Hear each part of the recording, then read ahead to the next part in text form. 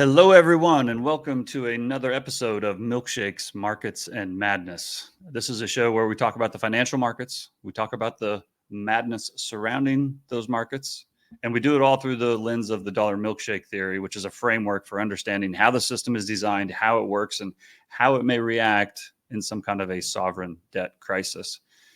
Now, I'm going to give you a little heads up if it wasn't already apparent, but this is going to be a rather short episode. You can see how I'm dressed. My son has a volleyball tournament today, and due to a number of factors, the schedule got completely messed up. Everything is running behind. And the school is actually right across the street. And so I have run home between games because I don't have time to do a full episode, but I did want to get this out to everybody because I think a couple important things happened this week, and I just wanted to give you a quick update. So it's going to be a fairly short episode, but I did want to talk about it. I think the best way to do it is just to jump right in. Now, everybody knows, as part of my overall portfolio, I'm a big believer in gold. I think everybody should own gold. And I think it's probably the most important piece of an overall diversified portfolio. That said, I'm not religious about gold the way many people are. And I think there are times along the way that it makes sense to either hedge your exposure or make some moves to limit any downside that could come after gold has made such a big move. And as we can see on the chart here, I shared this a couple of weeks ago. This is basically gold versus the commitment of traders. With the commitment of traders shows the commercial short position. It basically shows positioning versus the way traders are positioned. And what this shows the commercials. The commercials are the big banks and the bullion banks that take the opposite side of speculative trades. So when they have a large short position, it means typically that the speculators have a very long position. And typically when price is going up and is higher, it is because the speculators have come into the market and the price is now high. So I've used this before. I've shown this with regards to copper. I've shown it with regards to a couple of other commodities. But typically when it gets to extremes, this is shown as a way to say, hey, everything's getting a little extreme. It could pull back. Now, a couple weeks ago, you guys may know that when gold was around 2670 and when silver, I think, was around 31, we bought some puts on gold and silver, not because I wanted everybody to go out and sell their gold. And I certainly didn't want to sell my gold, but I thought it had come a long way and wanted to buy some protection against it potentially pulling back. Now, it did initially pull back. We exited some of the puts that we had on the gold miners, but we kept the puts that we had on silver and gold. And this last week, silver and gold both made a huge move higher. Well, not a huge move. I mean, gold went up, I think, 2%. Well, sorry. Gold had come down about 2 or 3% from where we bought the puts, but then it rallied 3 or 4% this week. And it is now a couple percent above where we bought our puts. Similar thing for silver. The reason this is important is because now the positions have gotten even more extreme. And this is even probably more important on silver than it is on gold. And this is silver now. Now, so you can see silver made a very big move on Friday. Silver moved about 5 or 6% just on Friday alone.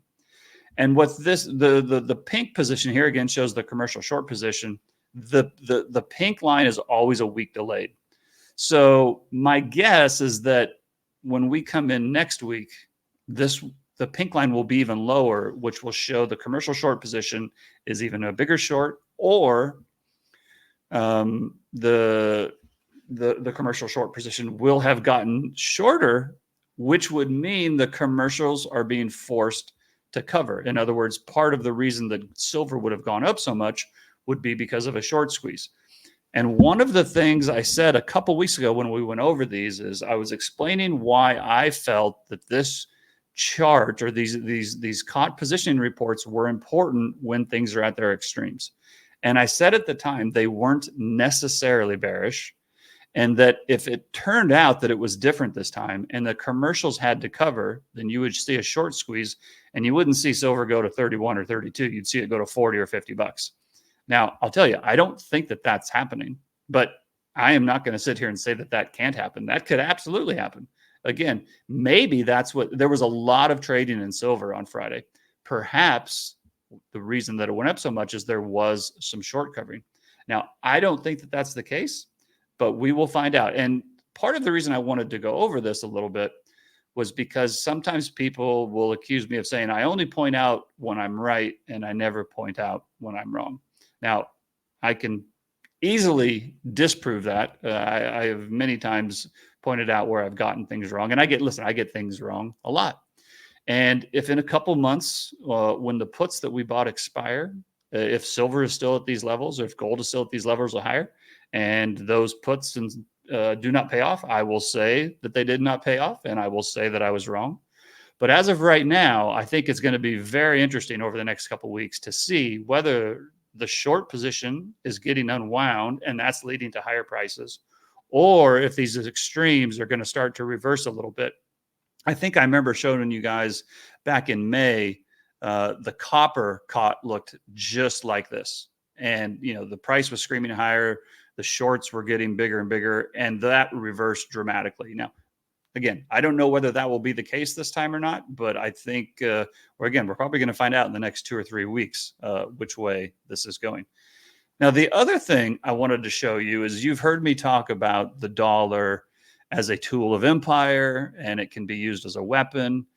And one thing I think you guys may be interested in looking at is I should have put a slide on here showing it, but there's a book called The Global Minotaur. And The Global Minotaur was written by a guy named Yanis Varufakis, who was the finance minister of Greece at one point. And I think he wrote it 10 or 15 years ago. And he basically said the U.S. had the ability to influence the rest of the world and use monetary policy as a weapon in order to harvest and to both grow, but then also harvest the rest of the world's production and deficits. And I thought this chart was a pretty good way of explaining this. And I thought this was also a way that I could show you what I mean by there are ways that the U.S., if it chooses to use the dollar as a weapon. Now, on this chart, the black line is the dollar, and the pink line is EEM, which is just an emerging markets ETF. And basically what I'm showing is that as the dollar is coming down, typically EEM, the emerging market equities, are rising. So that indicates emerging market equities and economies are doing well. And it makes sense. As the dollar's coming down, pressure's coming off. But then when the dollar starts to rise, you will see the EEM typically falls because liquidity is being drained from the monetary system. And it's not a perfect cycle, and it doesn't work all the time, but you can see pretty much that there are times where, and I call this the planting season and the harvesting season. And essentially, the U.S. is perfectly happy to provide liquidity to the world. And they do that through monetary policy. And when they do that, the dollar typically comes down. But then at some point, either because the global economy starts to slow, or because the U.S. decides they want to tighten monetary policy, the dollar starts to rise and the emerging markets fall. And so when you look at this, it's pretty obvious the negative input or the negative correlation. So now some people might be out there saying, well, this is just coincidence. This isn't being done on purpose by the United States. Varufakis was wrong in his analysis that the U.S.